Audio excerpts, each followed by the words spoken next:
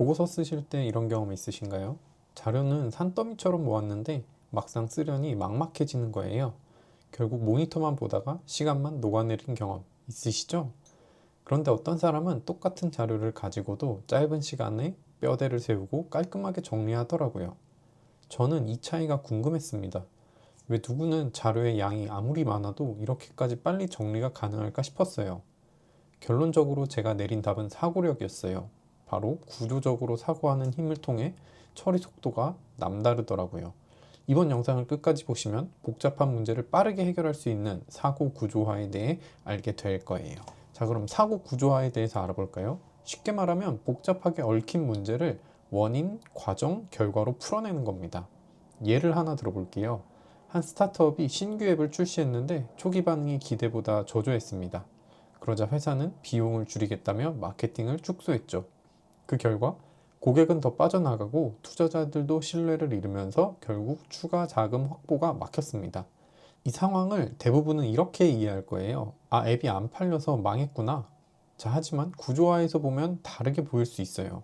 첫 번째 질문, 왜 초기 반응이 저조했을까? 타겟 고객을 잘못 설정했거나 마케팅 채널이 잘못됐을 수 있어요. 두 번째 질문, 마케팅 축소가 정말 최선이었을까?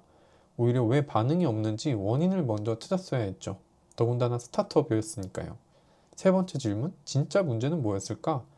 제품 서비스가 아니라 문제 진단 같은 게 없이 대응부터 한 것이 진짜 문제였어요. 이렇게 구조화하면 단순히 앱이 안 팔렸다가 아니라 잘못된 대응이 연쇄적으로 이어진 결과라는 게 한눈에 보입니다. 코로나 덕분에 재택근무가 많이 활성화되었었는데요. 이제 코로나가 끝나고 재택근무에 대한 갑론을박이 있었어요. 한쪽에서는 재택근무가 효율적이다 라고 주장하고 있고, 다른 쪽에서는 출근해야 협업이 된다고 맞서는 상황이에요. 이걸 어떻게 생각하시나요? 보통은 아무 결론 없이 끝나게 됩니다. 둘 다 맞는 말이니까요. 그저 주장을 하는 사람의 입장 차이일 가능성이 높습니다. 자, 그런데 이걸 구조화해서 생각해 볼까요?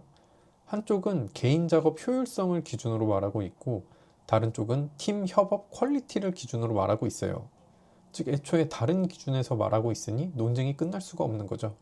이걸 좀 더 정리해 볼까요? 우리 팀에서 재택근무할 때 개인 효율은 올라가고 있나?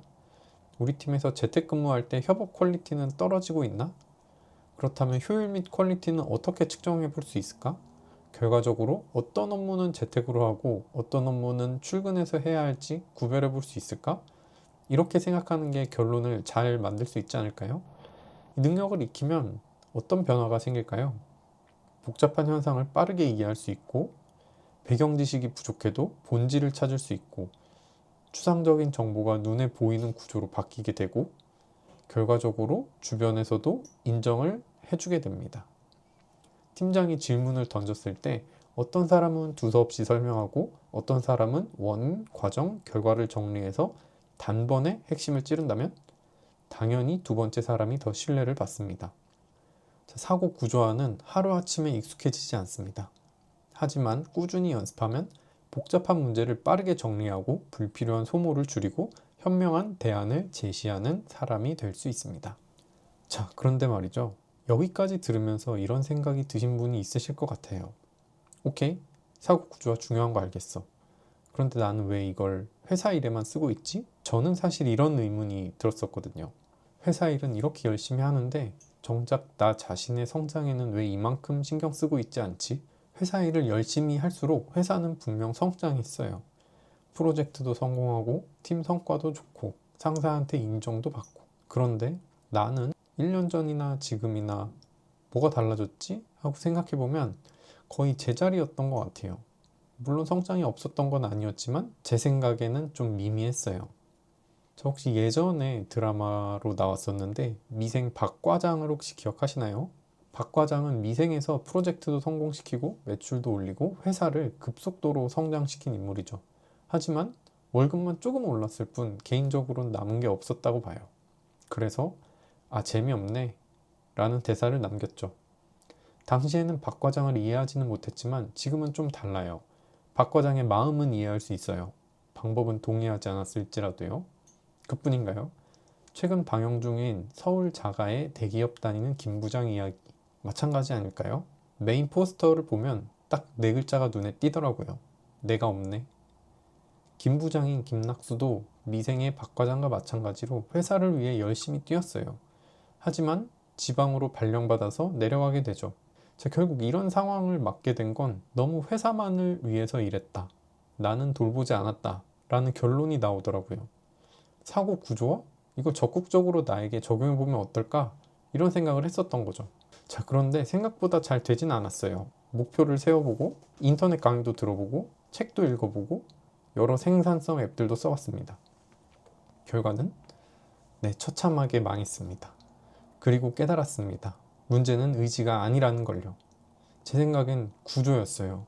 회사 일은 마감 기한도 있고 관리해주는 사람도 있고 그리고 결과에 따른 고과라는 것도 있죠. 사람을 절대 나태하게 두는 곳이 아니에요. 자, 그런데 개인은 이런 게 전혀 없어요. 정말 모든 게 자유예요. 마감 없죠. 관리자 없죠. 고과 없죠. 안 해도 아무 일도 없죠. 정말 모든 것이 자유이고 선택이에요. 그러니 나태하게 되는 게 순식간이더라고요. 자, 그러면 어떻게 해야 할까 고민하다 결국 선택한 것이 디지털 도구였습니다. 왜냐하면 언제든지 스마트폰으로 체크할 수 있어요. 출퇴근길에도 점심시간에도 잠들기 전에도 그리고 회사 일정과 개인 목표를 한 곳에서 같이 볼 수 있어요. 따로 놀지 않죠. 그리고 자동으로 우선순위를 정리해 줄 수 있어요. 내가 일일이 판단 안 해도 되니까 피로도가 낮아요. 그리고 데이터가 쌓이니까 패턴을 볼 수 있어요. 왜 이번 주는 진척이 없었지? 데이터로 보이는 거죠. 그러다가 만난 게 노션이었습니다. 노션은 이 모든 걸 한 곳에서 할 수 있었어요. 목표 설정부터 단계별로 쪼개는 거, 오늘 할 일 뽑기, 실행 체크, 회고까지. 그리고 무엇보다 내가 직접 구조를 만들 수 있었어요. 그래서 만든 게 피니셔 노션 템플릿입니다. 회사 프로젝트 관리하듯 내 목표도 똑같이 관리하는 시스템이에요. 막연한 목표를 구체적으로 쪼개고 매일 오늘 집중할 것 딱 하나만 뽑아주고 실행 체크와 회고로 패턴을 보이게 만듭니다. 딱 하루 30분이면 됩니다. 회사 생활하면서도 충분히 가능해요. 저는 이 시스템으로 파이썬을 독학해서 업무 자동화에 활용을 했고요. 블로그를 1년 5개월 정도 운영했어요. 그리고 지금은 이렇게 유튜브까지 시작했습니다. 회사 일을 하면서도요. 작심삼일로 끝나던 목표를 회사 프로젝트처럼 끝까지 완주해보고 싶으시다면 아래 고정 댓글을 통해 이름과 전화번호만 남겨주세요. 무료 버전과 PDF 가이드 문서를 먼저 제공해드릴 예정이에요.